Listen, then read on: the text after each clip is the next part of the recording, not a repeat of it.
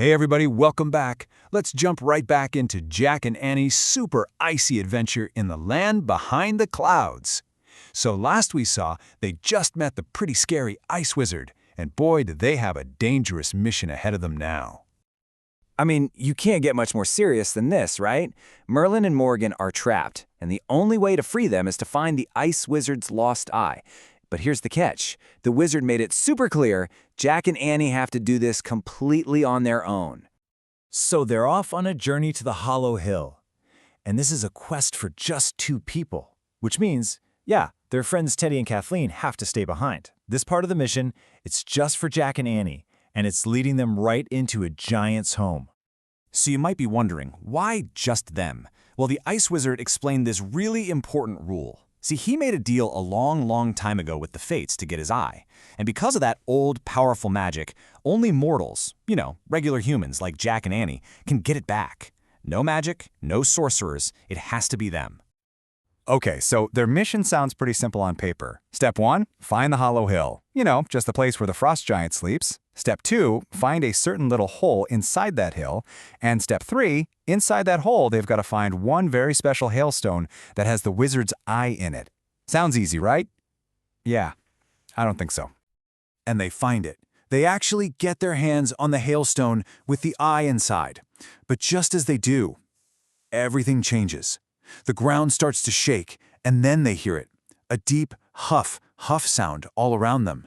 It's breathing. Something huge is breathing right outside. The giant is back. All right, brace yourselves, because this is where things get really scary. They are about to have an encounter with the frost giant. This isn't just a mission anymore. It's a storm of pure fear. Now remember that super chilling warning they got from the Norns, the Sisters of Fate? They gave them one absolutely critical rule. Never, ever look right at the frost giant. Because if you do, poof, you freeze to death. Instantly. No second chances. So they're trying to sneak out, right? But it's too late.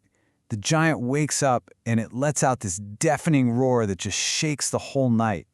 And it's not just a noise. It's like a hurricane of icy wind that literally blasts them off their feet. They're trapped in this blizzard of anger. And that roar, it's so powerful, it starts an avalanche. A massive wall of snow just comes crashing down the hill. And Jack, he gets completely buried. He's trapped, all alone, under tons and tons of freezing cold snow. I mean, this is it. This is probably the lowest point for Jack. He's buried, he's freezing, and he can feel all his energy just draining away. He's just too cold and way too tired to even think about digging himself out. He's just ready to give up.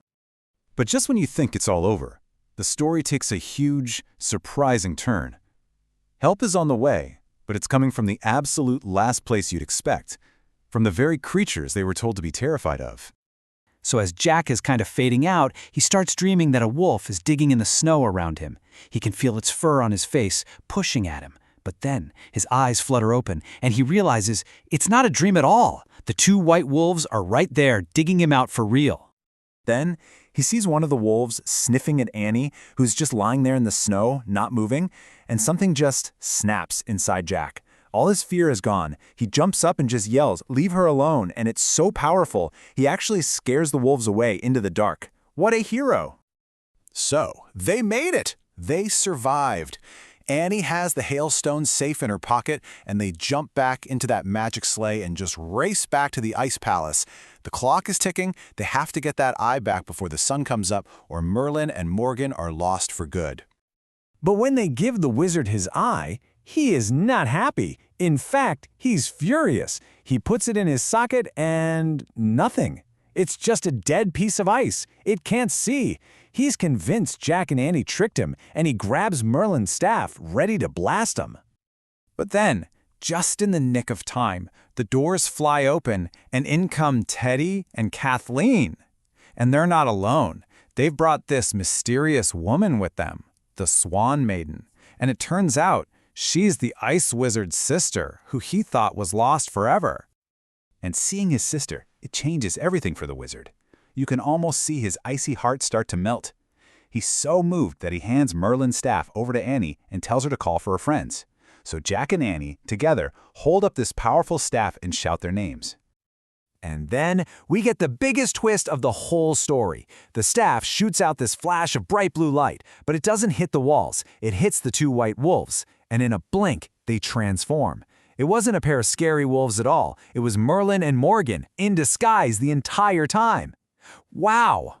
So, deep breaths, everyone is safe, but the adventure isn't quite over. Now it's time for the final lesson, and maybe the most important one. And it turns out the wizard wasn't the only one who was having a little trouble seeing things the right way. This really breaks it all down, doesn't it? The whole problem was never really about seeing with your eyes. The wizard's eye didn't work because what was really missing was his heart. You know, his feelings, his love for his sister.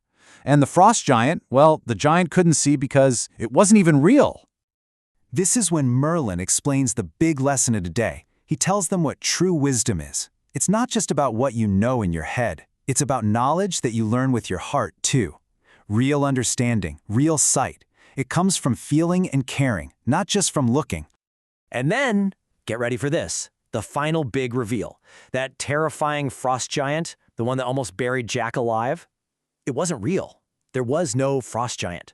Merlin explains that all that roaring and shaking, it was just the sound of a powerful windy storm blowing through the empty, hollow hill. Their own fear turned the wind into a monster.